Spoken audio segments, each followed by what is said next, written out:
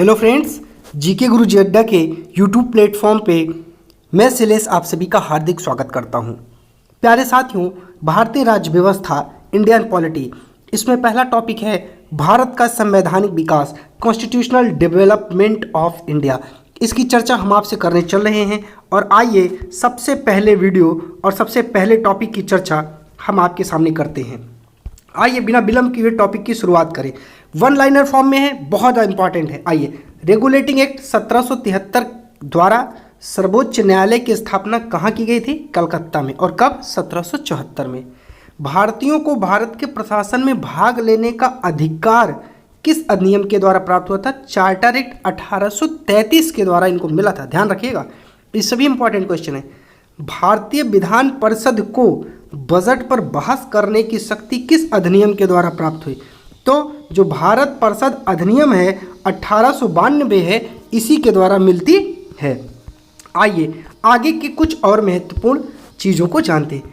केंद्रीय विधानमंडल सर्वप्रथम किस अधिनियम द्वारा द्विसदनीय बनाया गया? तो बस इतना याद रखिएगा, 1919 दो बार आया है, तो 1919 के भारत शासन अधिनियम में केंद्रीय विधानमंडल को दो सदनीय बनाया गया। भारत के राष्ट्रपति को अध्यादेश निर्गत करने, निर्गत मतलब जारी करने की शक्ति मूलतः किस अधिनियम से प्रेरित है? तो भारत शासन अधिनियम 1935 से। भारत का संवैधानिक विकास एक फ्लो चार्ट के माध्यम से देखते हैं। देखिए, इसको थोड़ा सा आराम से छोटा करके हम लोग देखते हैं। आइए देखते हैं इस विकास के क्रम को। सबसे पहले देखिए, भारत का जो संवैधानिक विकास है वो कैसे हुआ। ईस्ट इंडिया कंपनी के अंतर्गत 1773 में रेगुलेटिंग एक्ट आया, 84 में पिट्स इंडिया एक्ट, 93 में चार्टर एक्ट, 13 में चार्टर एक्ट, 33 में चार्टर एक्ट और 53 में चार्टर एक्ट। अब ब्रिटिश क्राउन के अंतर्गत, क्योंकि 53 के बाद जब 1857 की जब क्रांति होती है तो शासन ब्रिटिश क्राउन के पास चला जाता है। तो भारत शासन अधिनियम 58 में 1800 और भारत परिषद अधिनियम 1861 में, भारत परिषद अधिनियम 1892, भारत परिषद अधिनियम 1909, भारत शासन अधिनियम 1919, भारत शासन अधिनियम 1935 और भारतीय स्वतंत्रता अधिनियम 1947। इन चरणों में हमको पढ़ना है। केंद्र में द्वैध शासन, द्वैरकी सिस्टम की बात करें तो किस अधिनियम के द्वारा लागू की गई? 1935 के द्वारा। ब्रिटिश भारत में किस अधिनियम में संघीय शासन का प्रावधान था? भारत शासन अधिनियम 1935 में। ठीक है प्यारे साथियों, अब आइए इस तरफ के कुछ महत्वपूर्ण बिंदुओं की चर्चा कर लेते हैं। अखिल भारतीय संघ द्वारा स्थापित करने का प्रावधान किस अधिनियम में था?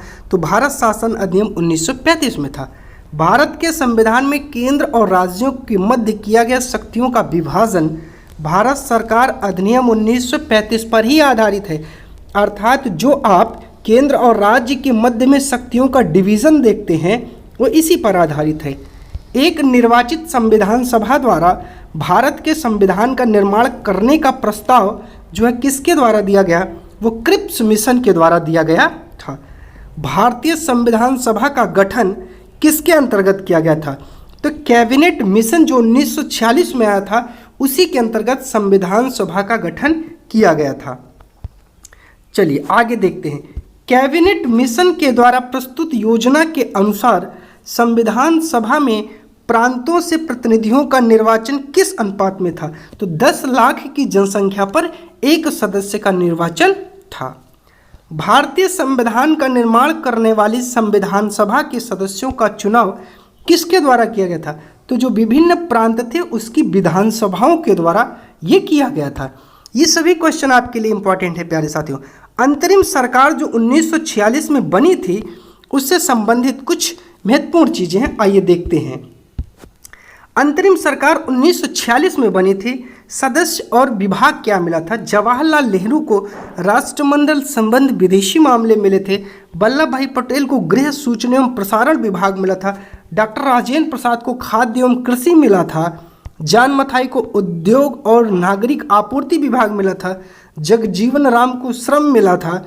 बलदेव सिंह को रक्षा मिला था। लियाकत अली खां को वित्त मिला था। श्री राजगोपालचारी को शिक्षा विभाग मिला था।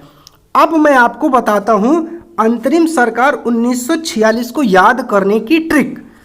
जवाहरलाल नेहरू, तो नेहरू क्या थे, विदेशी बस, और वल्लभ भाई पटेल ये क्या थे, गृह सूचना और प्रसारण। ठीक है, जिसके पास क्या होगा, बल होगा, वही तो क्या होगा, गृह सूचना देखेगा।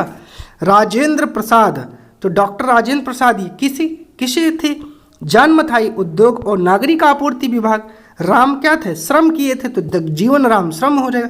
बलदेव सिंह, भाई बलदेव जिसके पास बल होगा वही तो रक्षा करेगा।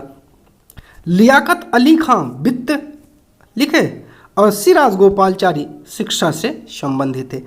एक लास्ट का टॉपिक है, इसमें एक छोटा सा बिंदु और बचा है, देखिए उसके बारे में जानते हैं। भारत शासन अधिनियम 1919 की समीक्षा करने के लिए 1927 में साइमन कमीशन का गठन किया गया था। प्यारे साथियों, यह वीडियो अच्छी लगी हो तो चैनल को सब्सक्राइब करिएगा, वीडियो को लाइक और शेयर जरूर करिएगा।